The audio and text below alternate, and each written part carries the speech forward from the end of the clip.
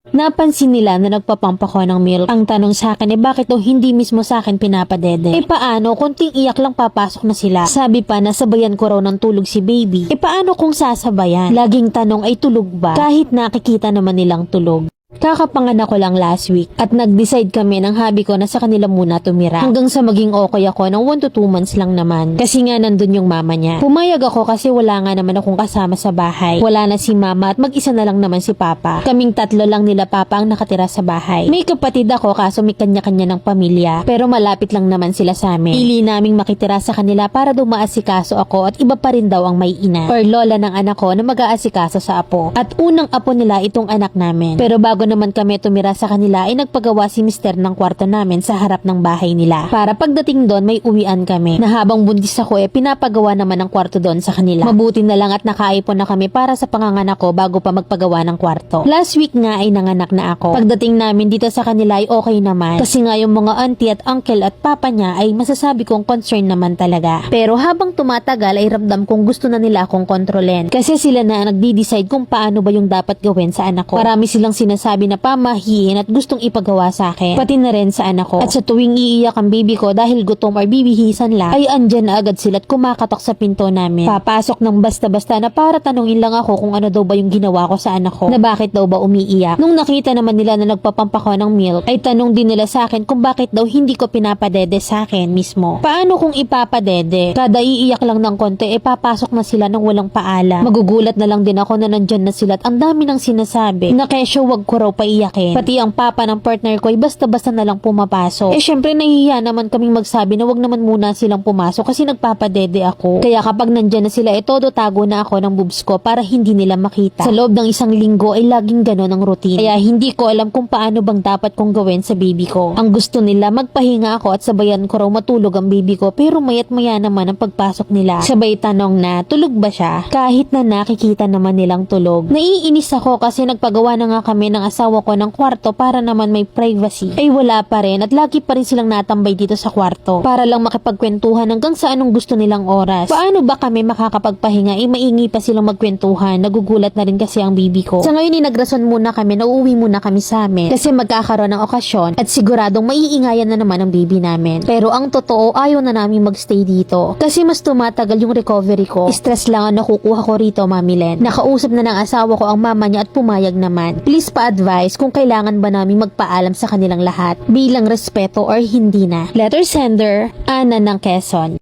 Tingin ko sabik sila sa bata lalo't sabi mo unang apo. Kaya naman ganun ka-warm ang treatment sa inyo. Lalo na sa ganyang situation na first time mom ka. Kaso lang syempre nasobrahan sa pag-alala. Hindi ka na makapahinga, no? At hindi nakaganda sa'yo kasi lalo na't hindi ka naman jumebsla. Bata yang nilabas mo. Kaya iba talaga yung mood swing natin pag bagong panganak. And siguro nangangapa ka rin kasi nga kamag-anakan ng asawa mo. Kung decided na talaga kayong umalis. Hindi naman siguro aabutin ng isang araw yung pamamaalam nyo sa kanila. Lalo't ganyan na hindi ka nababalik. May pagka-OA lang siguro yung dating sa'yo kasi nga nasobrahan sa paggabay. But nafe-feel ko na mahal nila kayo ng anak mo. Mas masarap yung ganyan na may concern at may pakialam. Pwede ka namang humindi kung ayaw mo in a nice way, diba? Sa story mo nafe-feel ko na super blessed ka naman sa kanila. Hayaan mo lang na mahalin nila yung apo nila sa'yo. As long as hindi ka sasalungatin or ipipilit ang gusto. Kung ayaw mo ng pamahiin nila, respeto pa rin. Hindi pa problema yung pinuproblema mo, Mima. Kasi ramdam ko naman na mahal ka nila. Lalo na't may apo sa'yo. Iba ang power ng unang apo.